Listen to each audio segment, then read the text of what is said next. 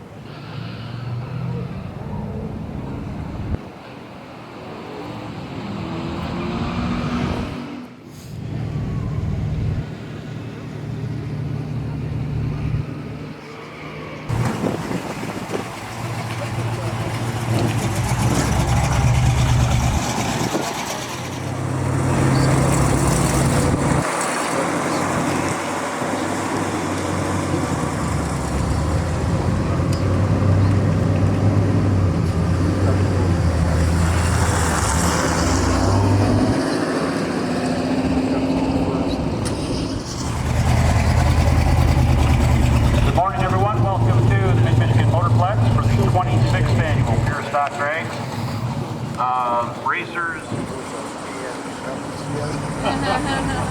So we got it. Make it on the floor, spread out all the parts. Okay, you need this, you need that. You can talk to Phil, he'll set you up. Yeah. You know, and yeah. Just bring it down. The concession stand's open. If you need something to eat or drink here this morning, that is right behind the grandstand. They can get you taken care of. Also, I believe they're getting set up here with the t-shirt on the track here shortly. We actually have a slight little electrical issue on the other end this morning that we are going to fix momentarily. Racetrack is actually ready to run on, but the scoreboard will not work. So one is station link. They will get you all set, get your number on the car, and again, as quickly as we have the scoreboard to light up, we will. With this, no, I guess Dave Brown was missing. He dropped out, so we're going to take this one out. And we've got Robin Buckland from Ortonville, Michigan, with this 1964 Studebaker Daytona. It's R1 or R2. It's not.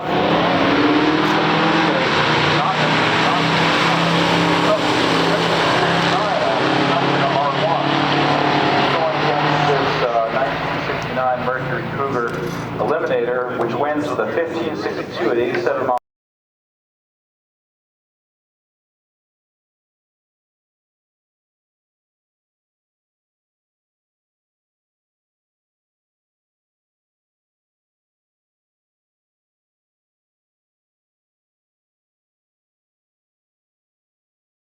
Per hour. Ron Hammer with this tonight. No, this is the wrong car, so this isn't Ron Hammer. So I'm just going to tell you, I'm going to wing it. That's a 1969 Mercury Cougar with the Eliminator package. They made about 2,500 of them, more or less. This is a 351 Windsor, the first year for the 351. 290 horsepower was the base, and for the Eliminator, but the first step up for the Cougar.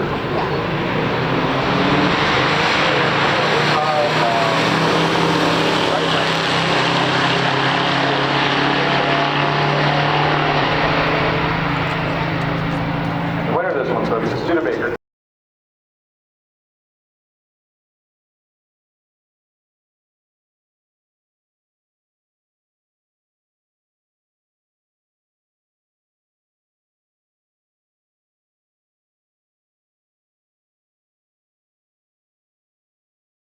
1583, 85 miles per hour. We're going to turn a 1486 ET, 92 miles per hour, which I think is pretty good for a low compression 403. Up next, a 64 Studebaker 289 and a 351 Mercury Eliminator with a 351.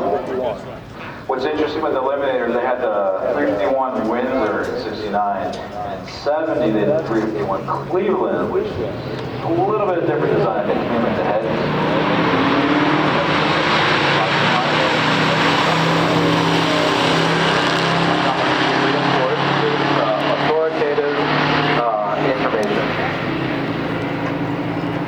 And it looks like the Studebaker.